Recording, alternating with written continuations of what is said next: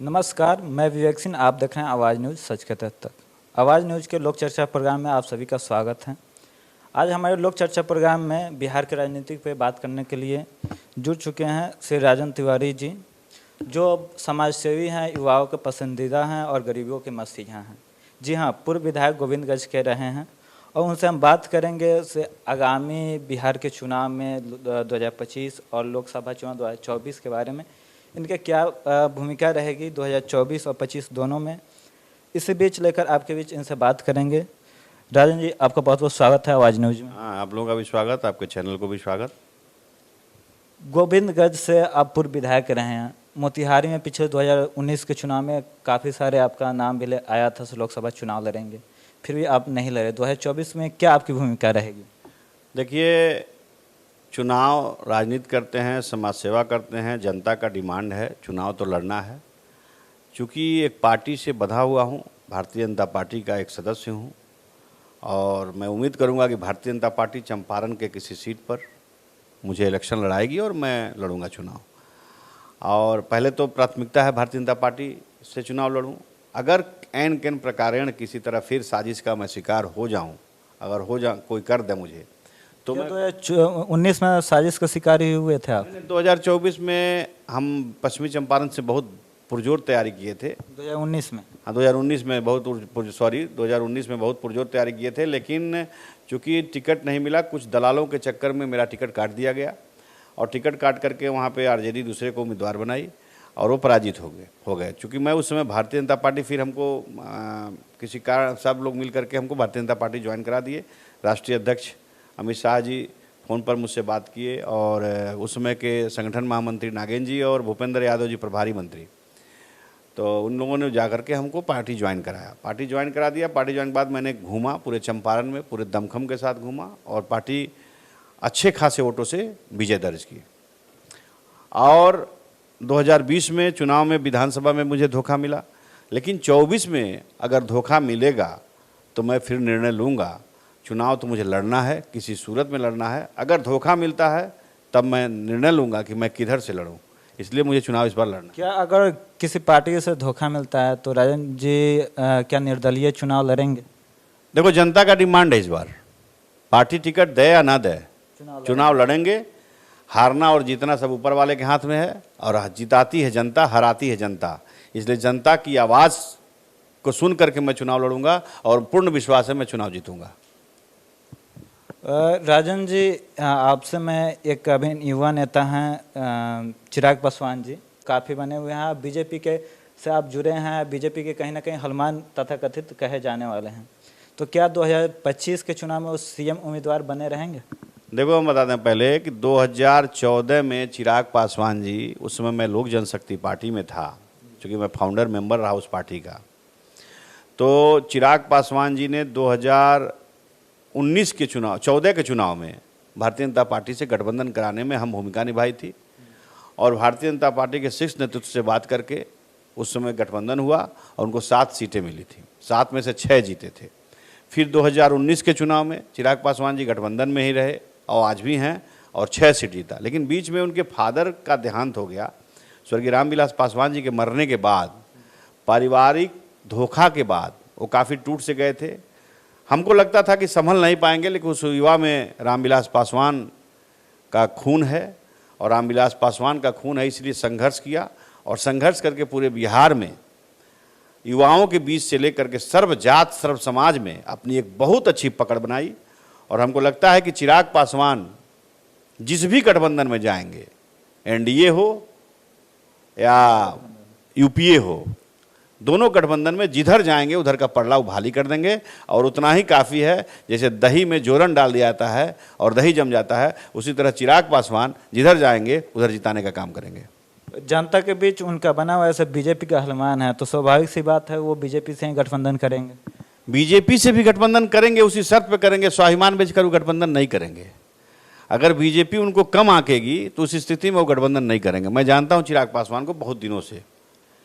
नीतीश कुमार जी गठबंधन करते हैं, पहले यूपीए से गठबंधन करते हैं, फिर चुनाव जीतने के बाद वो बीजेपी में शामिल कर जाते हैं, एनडीए की सरकार बनाते हैं, फिर एनडीए के साथ चुनाव लड़ते हैं और यूपीए में शामिल हो जाते हैं। क्या 2024-25 में यह खेल बरकरार रहेगा? यार मैं कितनी बार आप लोगों के चैनल के माध्यम से मैं कहा हूँ, भारतीय जनता पार्टी को 2020 में किसी गठबंधन की ज़रूरत ही नहीं थी। मोदी नाम ही काफ़ी था। कोरोना के लहर के बाद जितने जनता के बीच में मोदी के कार्यकर्ताओं ने जो काम किया था, वो कार्यकर्ता ही काफ़ी थे। सिंगल लार्जेस्ट पार्टी अकेले चुनाव लड़के सरकार बनाने का दम रखती थी भाजपा। लेकिन पता नहीं किस कारण से कुछ प्रादेश के तथाकथित दलाल नेता लोग ये गठबंधन करवाए, और गठबंधन का नतीजा ये हुआ कि चिराग जी उस गठबंधन से बाहर गए। जेडीयू को 43 सीट मिली, बीजेपी को 75-77 सीट मिला, फिर भी सरकार मुख्यमंत्री नीतीश जी बने। इसमें भाजपा के तमाम विधायकों को बहुत कष्ट था, लेकिन अब सरकार बनी और मुख्यमंत्री बने। अब मुख्यमंत्री बने तो ये जाहिर सी बात है कि एनडीए गठबंधन में चिराग पासवान थे और नीतीश कुमार के सारे सीटों पे वो चुनाव लड़े। नीतीश कुमार जी को, अगर नीतीश कुमार जी के खिलाफ चुनाव चिराग पासवान नहीं लड़े रहते तो नीतीश कुमार 100 सीट जीतते, 100 सीट से कम नहीं जीतते। जहाँ जहाँ हारे हैं चिराग पासवान के ही लड़ने के बाद, चिराग पासवान फैक्टर का, बिल्कुल चिराग पासवान ही के। तो उनको कहीं से कहीं लगता है कि भारतीय जनता पार्टी के नहीं मना करने के कारण चिराग पासवान चुनाव लड़े, और चुनाव लड़ने के बाद से हमारी पराजय हुई और हमारे पार्टी को ख़त्म करने का कोई रीति था। इसी कारण से, क्या सोच था क्या नहीं था, इसी कारण से हमको लगता है वो भाग करके फिर से अपने गठबंधन में चले गए। एक समाज, देखो बात बताते हैं, समाजवादी लोग ज़्यादा दिन तक दूर नहीं रह सकते। समाजवादी जितने विचारधारा के लोग हैं, कर्पूरी जी को मानने वाले लोग हैं, जेपी को मानने वाले लोग हैं, ये सब जेपी प्रोडक्ट पॉलिटिशियन हैं। तो जितने लोग हैं ये लोग ज़्यादा दिन तक दूर नहीं रह सकते। उधर का संघ का मैटर है और इधर समाजवाद का मैटर है, तो समाजवादी ज़्यादा दिन तक बिछड़ नहीं रह सकते, फिर एक हो गए।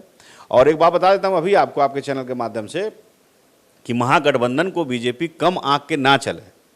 अगर अपने जितने दल हैं, जो सहयोगी दल हैं, उनको माइनस करके बीजेपी अगर चुनाव अकेले माने लड़ने की बात करेगी और चाहे सीटें कम दे करके आंक करके लड़ेगी, तो महागठबंधन की स्थिति बहुत मजबूत होगी और 50-50 का फाइट होगा। जिसको ऊपर वाला जिता दे वही यहाँ का इस बार बिहार से सांसद बन के जाएगा।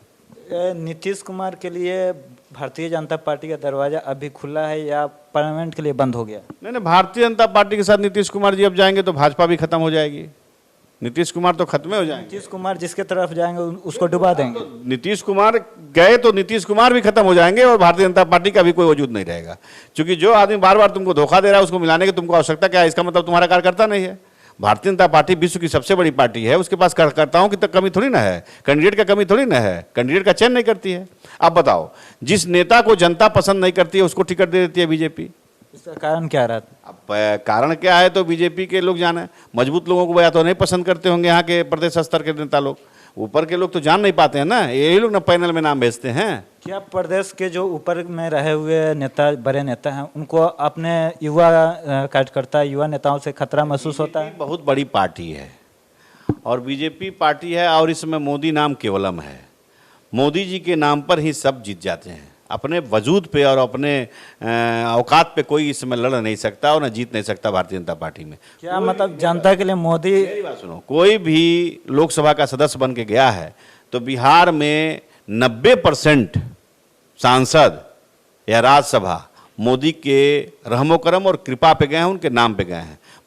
मोदी जी एक बहुत बड़ा नाम है और उनके नाम पर, जैसे भवसागर को पार करने के लिए राम नाम ही काफ़ी था, उसी तरह मोदी का नाम ही काफ़ी है सांसद को सांसद बनाने के लिए। इसलिए मैं कहता हूँ कि सांसद कोई बन के नहीं गया, सब चिरकुट टाइप के लोग सांसद बन के चले गए।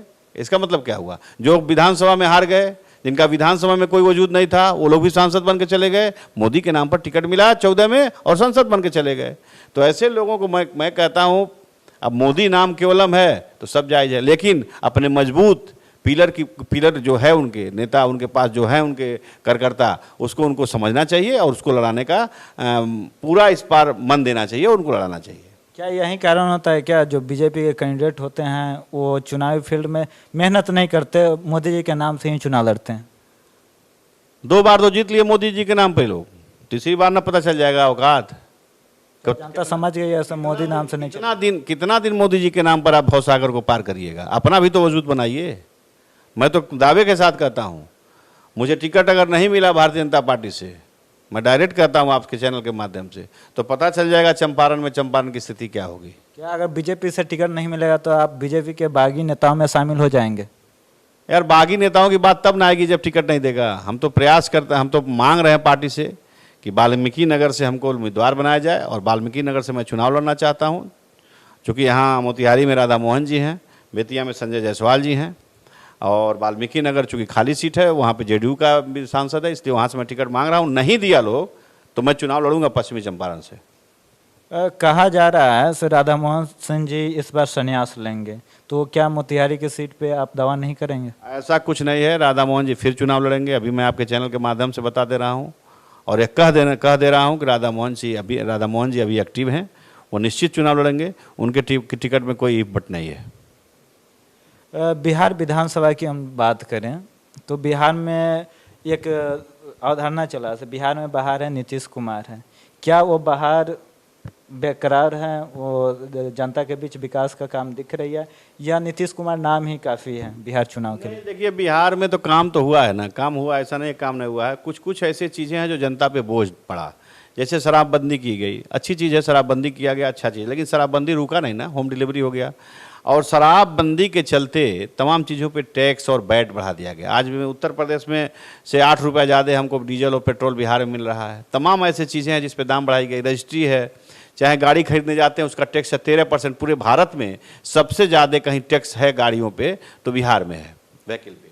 क्या राजन तिवारी मानते हैं शराबबंदी जो नीति बंद करना है वो गलत है? नहीं, गलत नहीं है, सही है, लेकिन शराबबंदी है कहाँ यार? नीतीश कुमार जी के नाक के नीचे होम डिलीवरी होता है, कहाँ कोई पकड़ पाता है? पुलिस प्रशासन मिल करके सब शराब बिकवा रही है और करोड़ों करोड़ कमा रही है, कहाँ कुछ हो रहा है यार? कितना कप्तान संभालेंगे जिला में एसपी बैठे रहते हैं बेचारे, थाना पर कौन रहता है? थानेदार ना, इसका ड्यूटी बनता है ना। बॉर्डर से शराब कैसे आ जा रहा है? दोनों बॉर्डर, उधर झारखंड है, इधर नेपाल है, इधर उत्तर प्रदेश है, सब जगह से शराब आ रही है, होम डिलीवरी हो रही है, धड़ल्ले से होम डिलीवरी हो रही है। किसी से भी मंगवा लो, जब चाहो तब मंगवा लो, आप फ़ोन करो और घर पे शराब पहुंच जाता है यार लोगों को। मैं देखता हूँ, मैं जितने शादी ब्याह में गया, ऐसा कोई शादी ब्याह शादी ब्याह में ऐसा नहीं हुआ कि जहाँ 100 में से 50 लोग पिए न मिले हों।